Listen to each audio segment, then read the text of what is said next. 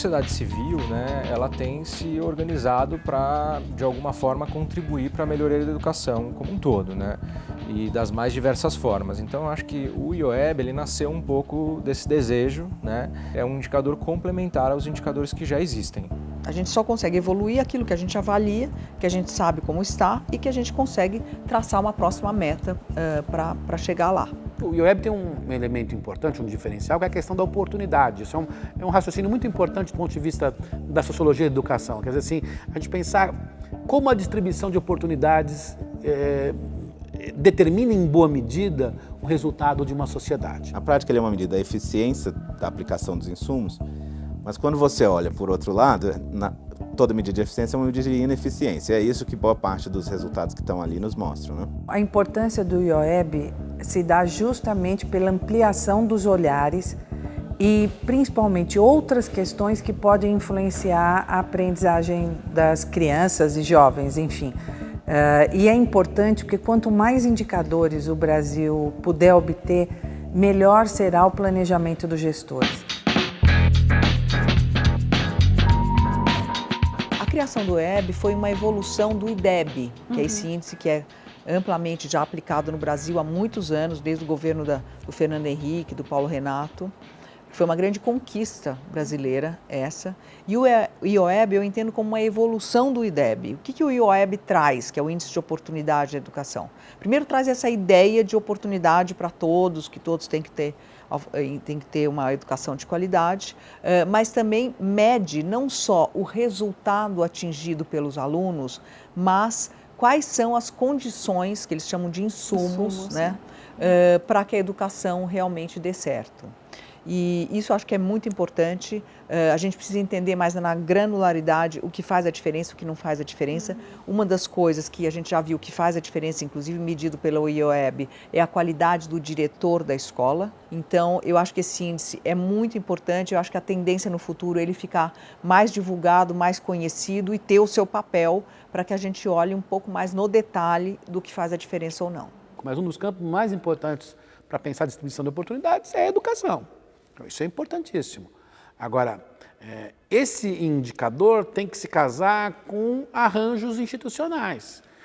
Se naquele estado também houver uma outra avaliação diferente, que possa se casar também com isso, ótimo, mas é preciso saber o que fazer no dia seguinte com esses dados.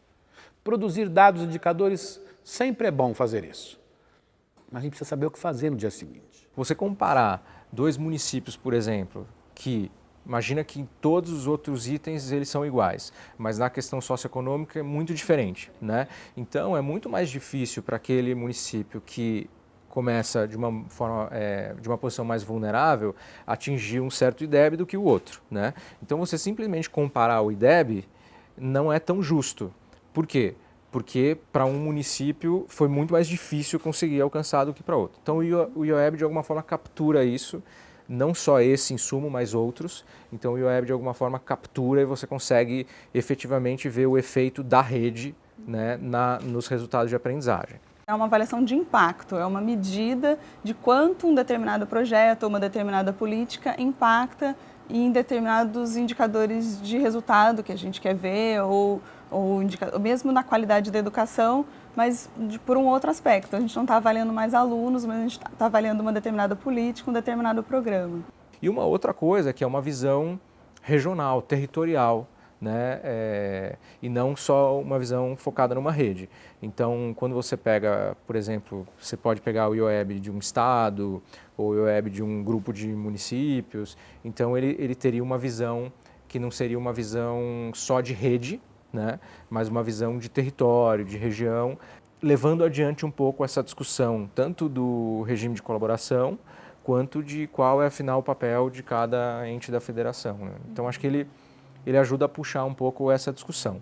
Mas ele vem sempre no intuito de complementar, de ajudar a discutir, não é de substituir nada. No Brasil hoje, as crianças estão fadadas a ter uma melhor educação dependendo de onde elas nascem, e acho que o IOEB vem trazer muito a discussão em cima dessa questão. E a base pode colaborar com isso, né? E a gente depois vai avaliar com esses indicadores, né, se de fato ela conseguiu garantir equidade.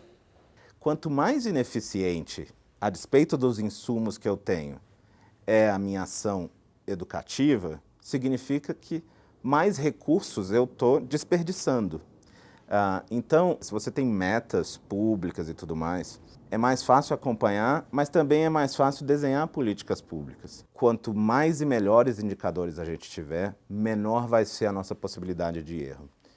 E mais importante, maiores serão os instrumentos que a sociedade terá e os diferentes atores que fazem o controle da política pública, maiores serão os instrumentos que esses atores terão para cobrar os governos por melhores resultados.